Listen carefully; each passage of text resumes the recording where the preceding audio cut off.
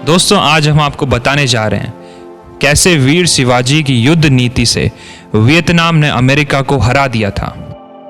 दक्षिण पूर्व एशियाई देश वियतनाम बड़ा ही खूबसूरत देश है।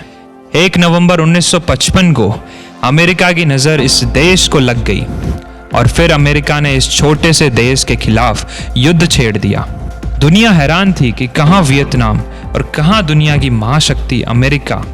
मुकाबला एक तरफा था। दुनिया को लग रहा था कि शायद युद्ध 24 घंटे से ज़्यादा नहीं चलेगा, लेकिन दुनिया उस समय हैरान रह गई थी जब अमेरिका ने अपनी पूरी ताकत झोंक दी, लेकिन वियतनाम की 1 इंच ज़मीन भी कब्जा नहीं कर पाया। युद्ध आगे बढ़ता जा रहा था। अमेरिका एक के बाद एक बॉम्ब वियतनाम पर गिराता जा रहा था और 1964 से 1973 तक अमेरिका वायुसेना ने लगभग 260 मिलियन यानी कि 26 करोड़ से ज़्यादा बॉम्ब दागे, लेकिन फिर भी वियतनाम ने हार नहीं मानी। 1955 से लेकर 1973 पूरे 18 साल एक छोटा सा देश अमेरिका से लड़ता रहा। आखिर अमेरिका हार कर वियतनाम छोड़कर चला गया। अब ये सवाल उठता है कि ऐसा हुआ तो हुआ कैसे। जब वहाँ के राष्ट्रपति से इस बारे में पूछा गया कि विश्व की महाशक्ति को हराया कैसे, तब वहाँ के राष्ट्रपति ने बताया कि भारत और वियतनाम की संस्कृति और कल्चर एक ही है और हमारे यहाँ भी भारतीय वीर योद्धाओं को खूब पढ़ाया जाता है। अमेरिका से युद्ध के दौरान मुझे भारतीय वीर शिवाजी महाराज की जीवनी पढ़ने को मिली। उस जीवनी में मैंने शिवाजी की छापामार युद्ध नीति के बारे में पढ़ा कि किस प्रकार शिवाजी महाराज के 10,000 सैनिकों ने मुगल सेना के लाखों सैनिकों को हरा दिया था और हिंदुस्तान की बड़ी मुगल सेना के आगे जीवन पर्यंत लड़ाइयाँ जीतते रहे, बल्कि एक बहुत बड़े राज्य की नींव भी रखी।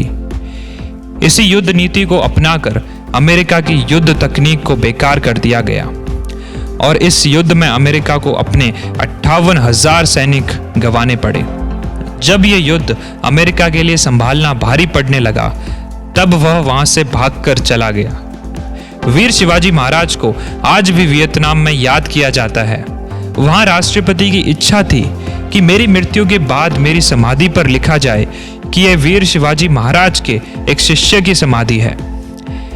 एक घटना और है, जब वियतनाम की विदेश मंत्री भारत आई तो उनको महात्मा गांधी की समाधि के दर्शन कराए गए।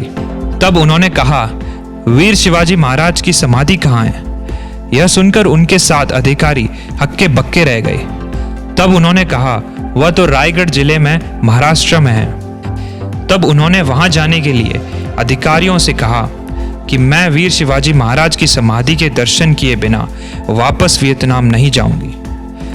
तब उनको वीर शिवाजी महाराज की समाधि के दर्शन करवाए गए।